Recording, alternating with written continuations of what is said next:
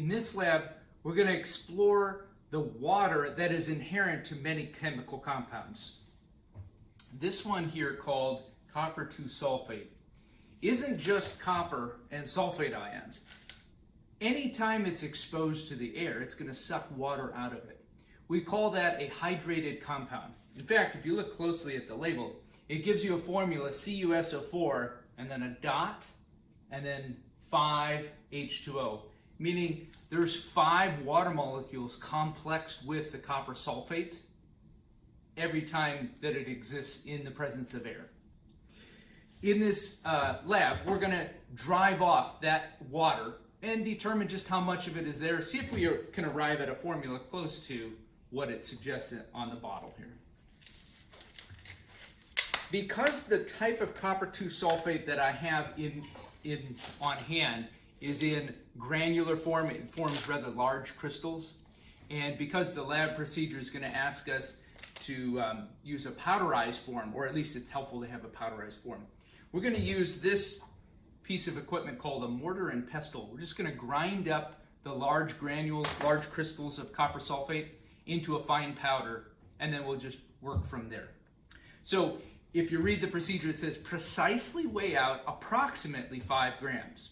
That means when you record your data, write down all of the digits that your scale gives you, but it's got to be ballpark 5 grams. It doesn't have to be 5.00 grams. It just has to be somewhere between, say, 4.5 and 5.5 grams.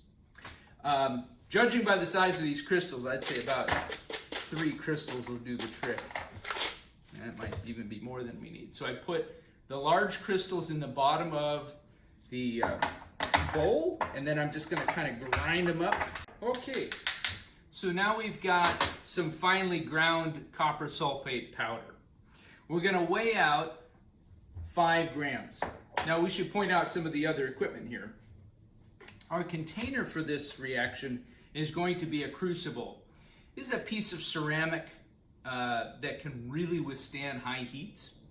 We have a lid so that we're going to allow the heat to build up inside the crucible, but we're going to put a jar on the crucible and enabling the water of hydration to escape.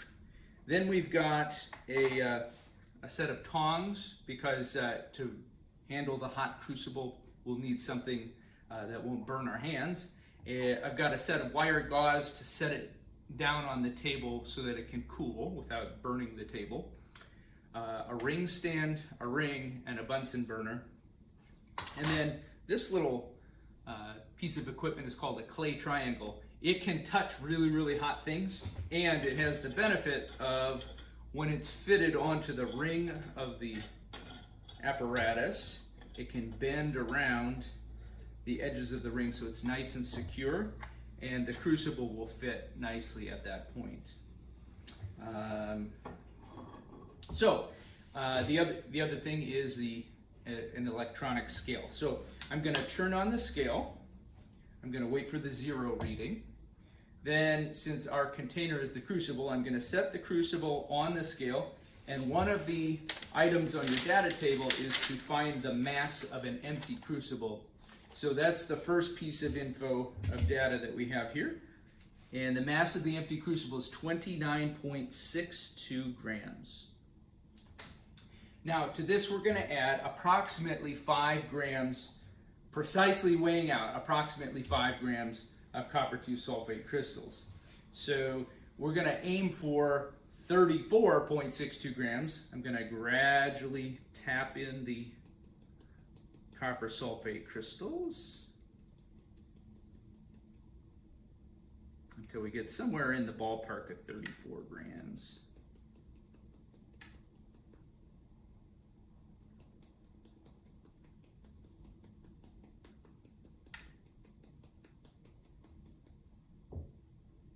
Okay. 34.31 grams would be the mass of the crucible and copper sulfate crystals. Now for the fun part. Now, you may have leftover copper sulfate, no problem. That doesn't need to be part of our measurements. So we've got extra copper sulfate crystals. We're just not going to include those in our experiment. Okay, now we're going to set the crucible on its ring. I'm going to adjust the ring a little bit so that it's closer to the flame.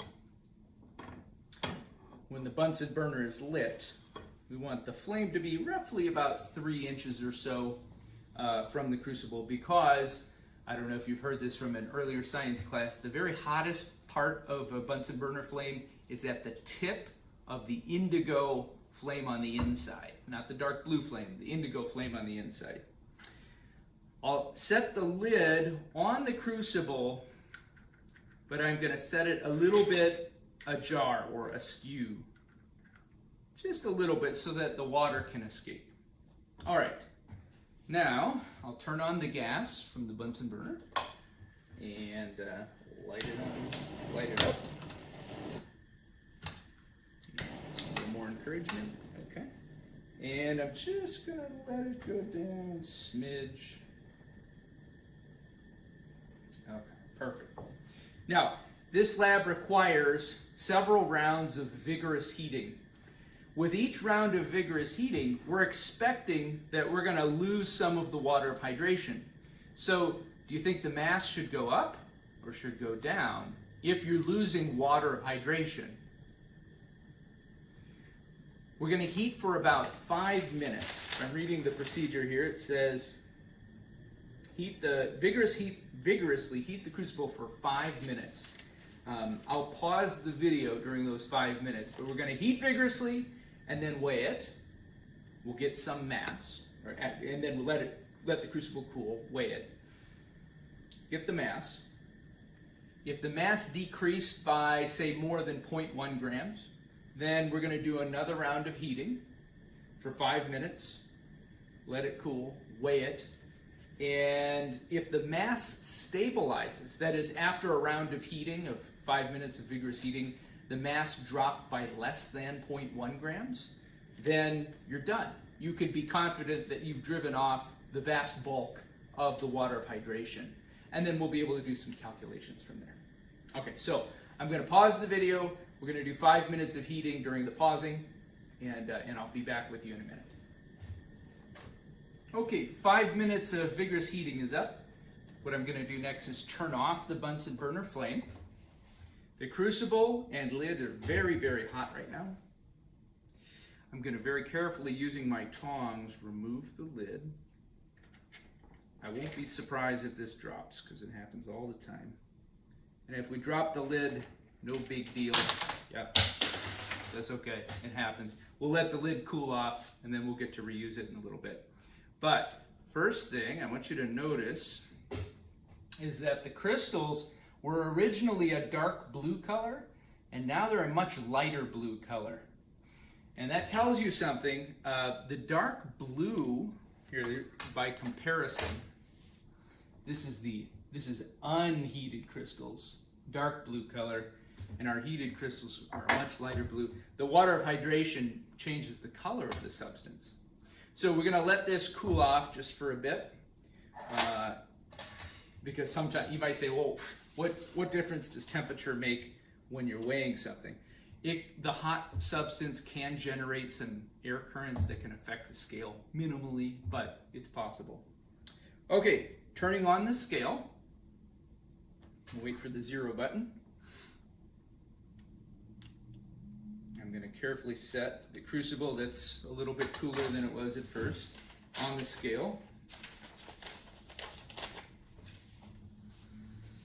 We are down to, our new mass is, after the first round of heatings, this is the third line in the data table, we are at 32.48 grams. So we lost almost 2 grams of water weight in that first round of heating.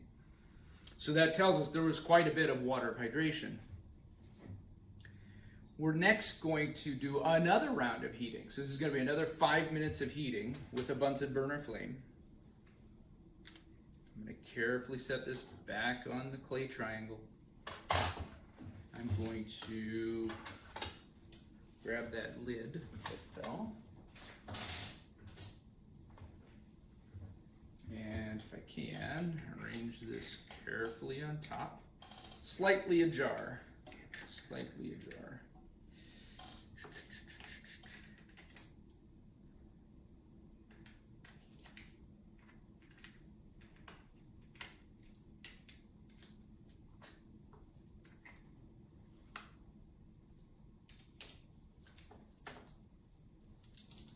It helps if you have good tongs.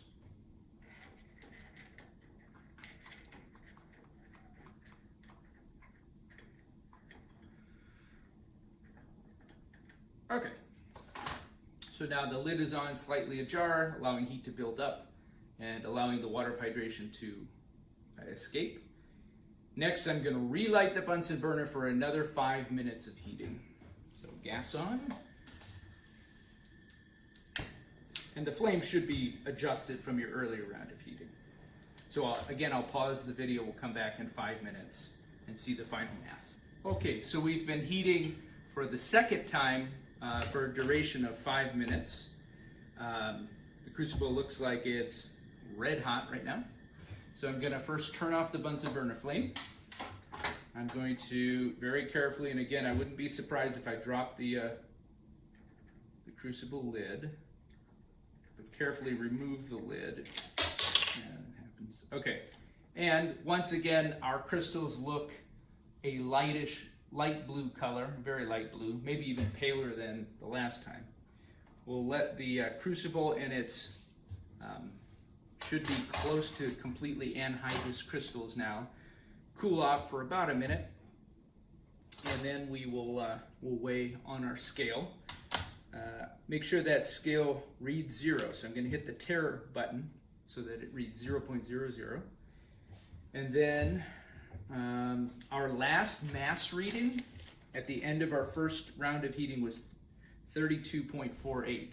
We're looking for a change in mass of less than 0.1 grams. And when you've achieved that, that means you've got all the water hydration driven off. If you get a change of more than 0.1 grams, that means just do a third round of heating. That'll get the rest of the water hydration off. So we may need to do that. We'll have to see. Place our crucible on the scale. We get 32.42 grams after the second round of heating. Now, the previous mass reading was 32.48. So we have a difference of 0.06 grams. So that's within 0.1. That means that we can stop our heating. If you felt like, trying a third round of heating, you could certainly do that. But I'm going to say let's move on. That means I'm going to draw an X through that third row of the data table where it says mass of crucible after the third round of heating. I'm just going to go off the mass after the second round of heating. Last piece of data before we do a little calculating. What happened when you added water to the dehydrated crystals? Oh, this is the last part. So if you take a little bit of water, just a couple of drops. I'm going to grab a wash bottle. I'll be right back.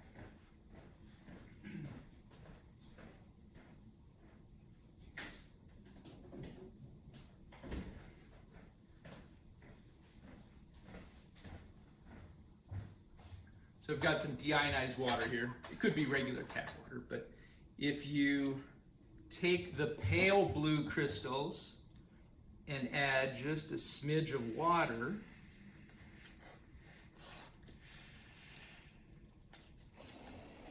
notice the change in color. It went back to its original blue. So it was pale blue after heating and driving off the water of hydration. And now we've got, these are the unheated crystals from before. You've attained the same color as you originally had.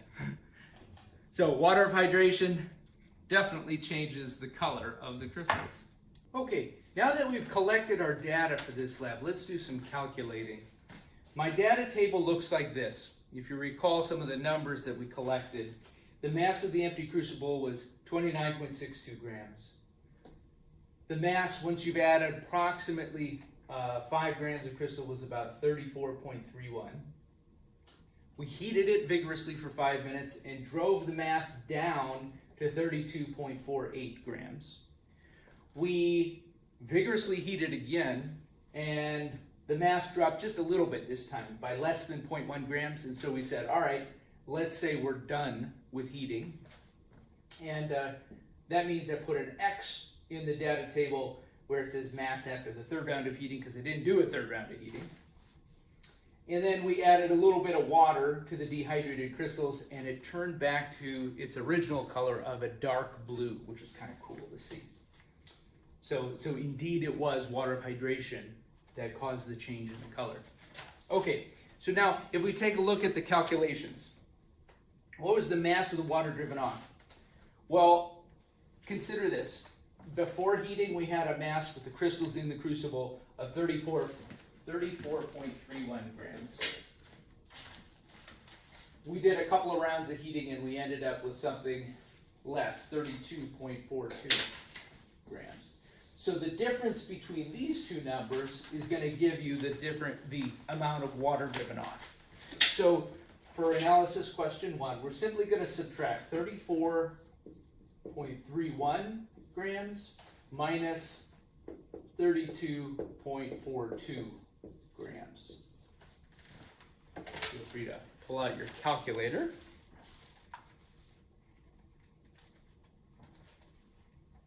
We get 1.89 grams. That's grams that we attribute to water. So H2O is the formula for that amount of mass that was driven off. Second question, convert that mass into moles. Do you remember water's molar mass? Actually, they give it to you in the question. It's 18. So if we have 1.89 grams of water, and we know that 1 mole of water equates to 18 grams, we're just going to divide, effectively we're taking 1.89 divided by 18. That gives us 0.105 moles of water. So that's the number of moles of water that was driven off. Next, you got to think about this one. It says, what was the mass of the anhydrous copper 2 sulfate crystals? So now they're asking you to think about at the end of the heating, the lowest mass we got, 32.42 grams. How much of that was just the crystals and not the crucible, the container for the crystals? Well, look, we have the mass of the empty crucible. So this time we're going to subtract this number from this number. 32.42 grams was the mass of the crucible containing the anhydrous crystal. The mass of the crucible itself was 29.62. If we subtract that out, we get 2.8 grams of the anhydrous, so that means without water, portion of copper sulfate. Now for the fun part. Question 4, it says, use your knowledge of chemical nomenclature to write a formula for copper 2 sulfate. Ooh, students, you remember nomenclature? What does that Roman numeral 2 after the copper tell us? Remember, that tells you the charge on copper. So if it's a Roman numeral 2, that means copper in this instance has a 2+ charge. Sometimes copper has a 1+ charge. Sulfate ion. It's one of your polyatomic ions. It's SO4 2-. It's a good thing you memorized those. It saves you time in the long run. Okay, so we have a positive ion with a 2+ charge and a negative ion with a 2- charge. You might say, oh, that'll cancel out, and I can see there's a 1-to-1 ratio, and that's cool. What if we said, I'd prefer to write the crisscross the charges method? So Cu, temporarily, I'm going to put a subscript 2, and then since sulfate is polyatomic, I'll put parentheses around it. I'll put a 2 subscript outside that. The 2-to-2 subscript, so a ratio of 2-to-2, since an ionic compound, you always write it in the lowest whole number ratio of ions, is just a 1-to-1 ratio. So the formula for copper 2 sulfate is properly CuSO4. Question 5. What's the molar mass of that? So now, consider how many atoms you have of each of these elements in the formula. We've got copper, sulfur, and oxygen. The copper has an implied subscript of 1, so we're going to say 1 times copper's atomic mass. So on your periodic table, you've got to locate copper. It's element 29. Round to the 10th place. Let's not go crazy with all the decimals. You're going to get a just fine numerical answer if you write it. Record this to the 10th place. So 63.5. Sulfur. Sulfur's right below oxygen. I'm gesturing to a periodic table right above the board here. We have 1 atom of sulfur. 32.1 is what its atomic weight is if you round it to the 10th place. And then lastly, oxygen. Of course, this time we have 4 of them, and it rounded to the 10th place is 16.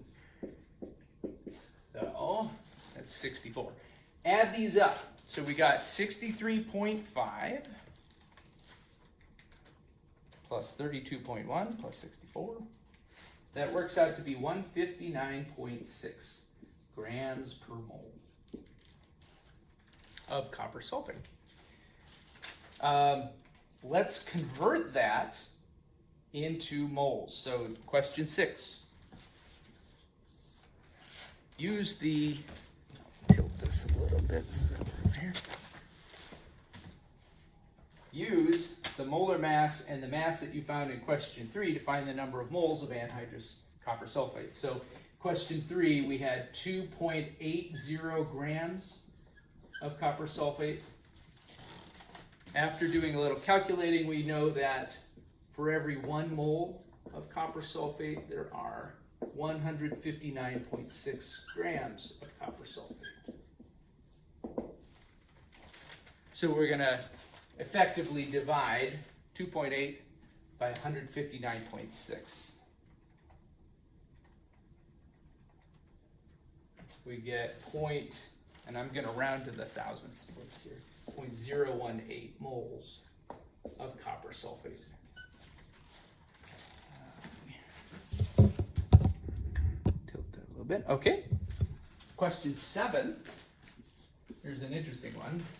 And they give you a little hint here. It says, calculate the ratio of moles of water to moles of anhydrous copper sulfate. So we want moles of H2O divided by the moles of CuSO4.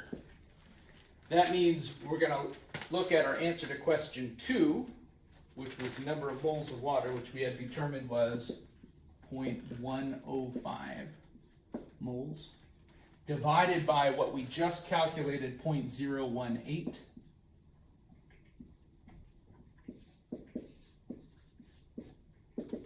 And we just want to find the ratio. So 0.105 divided by 0.018. And I'm going to round to the 10th place here. 5.8. Well, I guess I could go to 2 sig figs. 2 sig figs, thus 2 sig figs in the answer. You got to round to the 10th place. So our ratio is 5.8. Question 8. Oh, and this, I'm going to grab the bottle here. Look up the accepted value of moles of copper sulfate. This is what I pointed out at the beginning of the lab. So if we look really closely here, CuSO4, and then the dot means it's kind of like times 5H2O. That means in the, I guess, widely accepted formula for CuSO4, copper 2 sulfate hydrated, it's a 1 to 5 ratio of anhydrous copper sulfate to water. And we're saying what we observed was a ratio of 5.8 to 1. Not bad, not bad. Hey, if you come up with a ratio that's, ballpark close to the accepted ratio, you did great. I mean, this is that's good data. It's good data. So then we'll calculate a percent error. In the lab report, they give you the formula. Percent error is the observed value minus the actual value all over the actual, or accepted, actual and accepted missing. We put that in absolute value brackets. So our observed ratio was 5.8. The accepted ratio is 5 in absolute value brackets. And we'll put all of that over the accepted ratio of 5, multiply by 100% to give it a percentage. We'll pull out our calculator here.